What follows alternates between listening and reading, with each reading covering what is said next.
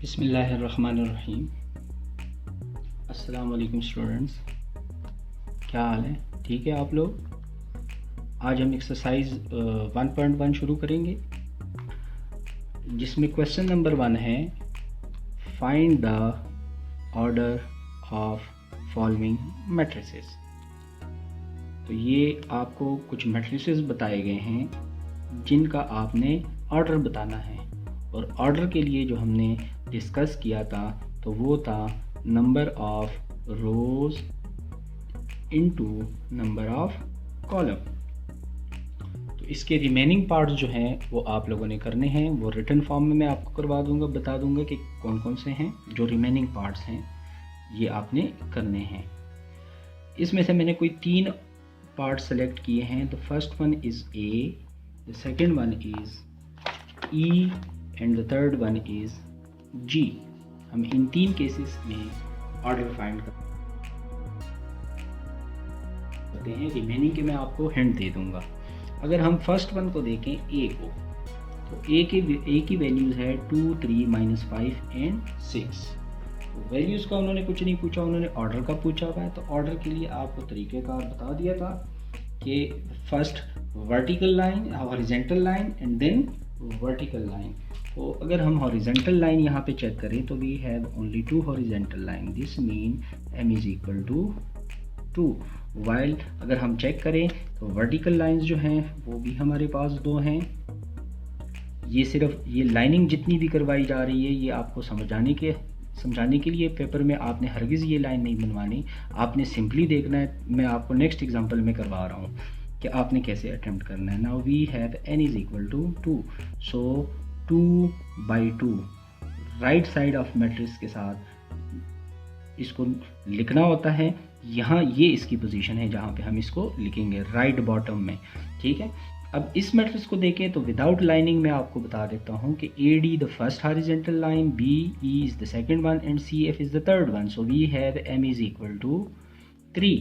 अगर हम कॉलम्स देखें तो ABC एक सिंगल कॉलम है, DEF ये चेक करें जो लाइन में ड्रॉ कर रहा हूँ, इसका ये भी एक आसान तरीका है कि आप इस तरह से पेन से कर सकते हैं। First row, second row, third row, first column and second column. So n is equal to 2। So order of this matrix right bottom में 3 मल्टीप्लाई बाय 2 या 3/2। तो नंबर ऑफ रोज को पहले लिखना होता है और नंबर ऑफ कॉलम को बाद में। इसी तरह थर्ड जी एग्जाम्पल को चेक कीजिएगा। मैट्रिक्स जी जो गिवन है उसमें चेक कीजिएगा। तो अगर हम मार्कर का यूज़ कर लें या आप लोग लेड पेंसिल का यूज़ कर लो तो 2, 3, 0 first row, 1, 2, 3 the second row and 2, 4, 5 is the third row. So we have 3 rows. इसी तरह 2, 1, 2, 3, 2, 4 and 0, 3, 5 these are the 3 rows. So order of this matrix on the right bottom 3/3.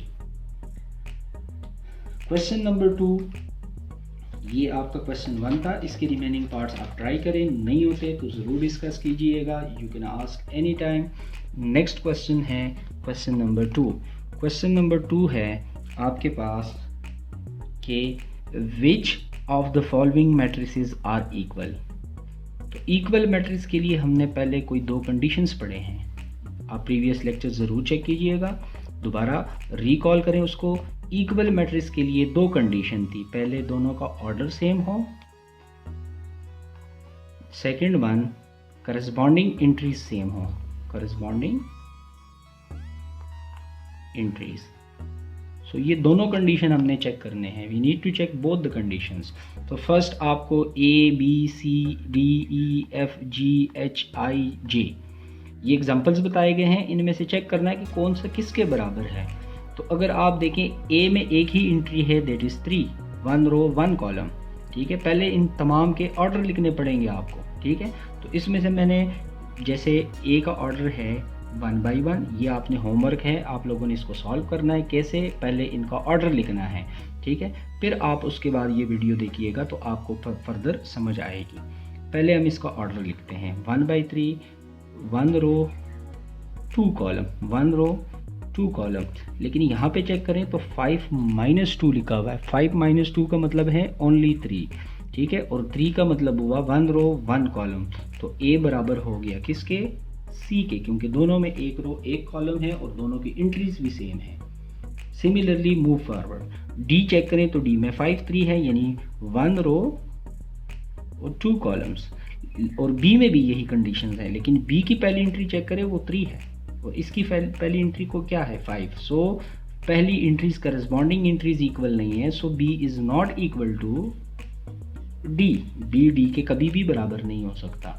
तो B के बराबर कौन सा होगा, आप आई चेक करें, आई की पहली एंट्री है 3 और 3 + 2 का मतलब हुआ 5, तो इसके ऑर्डर हैं 1 रो एंड 2 कॉलम, ठीक है। और एंट्रीज चेक करें, फर्स्ट एंट्री के बराबर, सेकंड एंट्री के बराबर, तो इस तरह बी बराबर हो गया आई के। इन सेम मैनर्स आपने और भी आगे इसको सॉल्व करना है। फॉर एग्जांपल ई चेक करें तो ई की एंट्री है 4602, एच की भी एंट्री है 4602, लेकिन एक और मैट्रिक्स भी है जे, 2 + 2 4, 2 - 2 0, 2 + 4 6, 2 + 0 2, तो ये भी बिल्कुल बराबर है, सेम है एच की तरह। जो यहाँ पे फोर्थ करस्पॉन्डिंग एंट्रीज है उसके करस्पॉन्डिंग फोर्थ एंट्री 2 है, और सिमिलरली यहाँ पे भी 2 है। सो इन ऑल 3 केसेस ऑर्डर भी सेम है तीनों का, क्योंकि 2 + 2 is a single value that is 4, तो ये एक पे ही काउंट होगी। आपने ये नहीं करना कि 1 रो 1 कॉलम 2 कॉलम 3 कॉलम 4 कॉलम, नहीं, पहले प्लस माइनस के साइन को ख़त्म कीजिएगा। तो मैंने आपके लिए ये सॉल्व करके लिख दिया है, आपने फर्दर इसको पहले ऑर्डर के साथ लिखना है, देन आपने मैट्रिसेस भी लिखने हैं। मैंने सिर्फ उसके सिंबल्स लिखे हुए हैं, जैसे मैं आपको भी चेक करा देता हूँ, आप चेक कीजिएगा। तो मैंने यहाँ पे पहले लिखा हुआ है A = C, तो आपने साथ में वो मैट्रिसेस भी नीचे लिखने हैं, कि जैसे मैं आपको B और I का लिख देता हूँ। B I का, B की वैल्यू बताई गई है 3 5, कॉमा भी कोई नहीं डालना। और सेकंड बात जो बार बार बता रहा हूँ, मैट्रिक्स को पढ़ने का तरीका ये होगा 2 3 0 इन हॉरिजेंटल डायरेक्शन। किसी बच्चे ने इसको पढ़ना शुरू कर दिया 2 1 2, तो वो गलत पढ़ रहा है। So 3 5 is equal to I, I equal है 3 और 3 + 2। तो ये सिर्फ समझने के लिए कि आपकी एक एंट्री है, इसको कन्वर्ट करने की ज़रूरत नहीं है, आप सेम इसी तरह लिख लें। तो बाकी भी सोल्यूशन मैंने आपको बता दिए, वो सोल्यूशन चेक कर लें, बोर्ड पे लिखे हुए हैं, आप इसको समझें। इस तरह के आपने बाकियों के भी नीचे तमाम मैट्रिसेस लिखने होंगे। ये भी आपका होमवर्क हो गया, समझा दिया मैंने। आप लोग कोशिश करें, जो चीज़ नहीं समझ आती वो मुझसे ज़रूर समझिएगा। इसके बाद आपका अगला क्वेश्चन जो है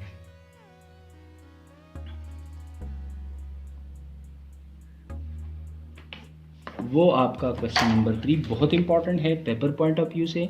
3rd नंबर क्वेश्चन चेक कीजिएगा, find the values of A, B, C and D which satisfy the matrix equation, जो इसी इक्वेशन को सेटिस्फाई करे।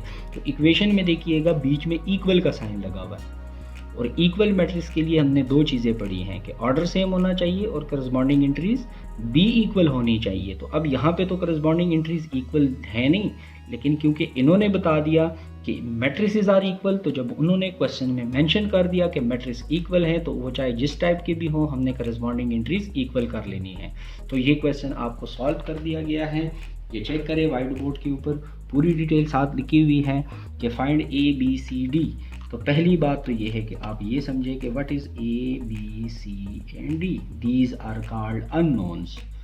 जो हमने फाइंड आउट करने हैं ये हैं अननोन, और अननोन को फाइंड करने का एक तरीक़ेकार है। कोशिश हमने ये करनी है, पहले इक्वल मैट्रिक्स की डेफिनेशन लगाएं, फिर बाद में बताता हूँ कि कैसे फाइंड करने हैं। इक्वल मैट्रिक्स की डेफिनेशन कहती है कि करस्पॉन्डिंग एंट्रीज इक्वल होंगी, तो A + C के सामने यहाँ पे लिखा हुआ है 0। सो मैंने पहली इक्वेशन लिखी हुई है A + C = 0।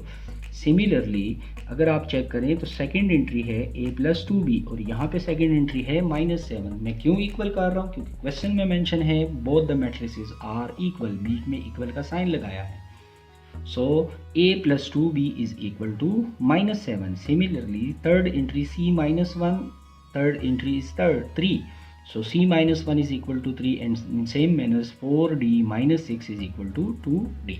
ये तो हमने इक्वल मैट्रिक्स की डेफिनेशन को अप्लाई किया है। अब इसके फ़ौरन बाद आते हैं सॉल्यूशन की तरफ। अब चेक कीजिएगा कि पहली इक्वेशन में कितने अननोन हैं, A, C 2 अननोन, इसी तरह A, B 2 अननोन, इसमें कितने अननोन हैं, C ओनली 1। इसमें चेक करें तो 4D और 2D दो दफ़ा लिखा हुआ है लेकिन अननोन स्टिल एक ही है। अननोन कौन सा है फोर्थ इक्वेशन में? D is the unknown. तो हमारे सोल्यूशन का तरीका ये होगा कि जितने कम अननोन जिस इक्वेशंस में हैं वो पहले से सॉल्व करें। सबसे पहले हम उनको ही सॉल्व करें। तो आप थर्ड नंबर इक्वेशन चेक कीजिएगा तो c minus 1 is equal to 3 लिखा हुआ है। There is only one unknown, that is c। तो c को रहने दें, बाकी आप लोगों को तरीका पता है पहले से। 3 एज इट इज, माइनस 1 उस साइड पे जाएगा तो क्या बन जाएगा? Plus 1। So c is equal to 4। Similarly एक अननोन इस इक्वेशन में भी है तो हम इसको अरेंज करके सॉल्व कर लेते हैं। 4d को एज इट इज़ रहने दें क्योंकि इसका कोफिशिएंट ज़्यादा है। 2d को इधर शिफ्ट कर दें तो माइनस 2d बन जाएगा, उधर प्लस है तो इधर माइनस। और जो माइनस 6 है इसको शिफ्ट कर दीजिएगा राइट साइड पे तो प्लस 6 बन जाएगा। अब 4d में से 2d गया तो आपके पास रह गया 2d इज इक्वल टू 6। अब चेक करें तो 2 और d मल्टीप्लाई हो रहे हैं, इसीलिए 2 उस साइड पे जाके डिवाइड हो जाएगा। तो d is equal to 6 divided by 2 which is equal to 3। तो चेक करें हमारे पास बहुत आसानी से दो अननोन आ चुके हैं। c की वैल्यू 4 है और d की वैल्यू क्या है? 3। तो आपने पहले कौन सी इक्वेशन सॉल्व करने हैं? वो वाले जिसमें सिंगल अननोन वैल्यू होगी। अब आते हैं हम पहले दो इक्वेशंस की तरफ, क्योंकि इक्वेशन हमने सारे सॉल्व करने हैं, हमने चारों की वैल्यूज फाइंड करनी है। So we need to solve both the equation. अब चेक करें तो c और d की वैल्यू हमारे पास आ चुकी है। c is equal to 4 and d is equal to 3। हम इनको यूटिलाइज करेंगे किसी भी इक्वेशन में। जैसे फर्स्ट इक्वेशन में है a plus C is equal to 0, so this mean a plus C की वैल्यू 4 आ गई है इज इक्वल टू 0।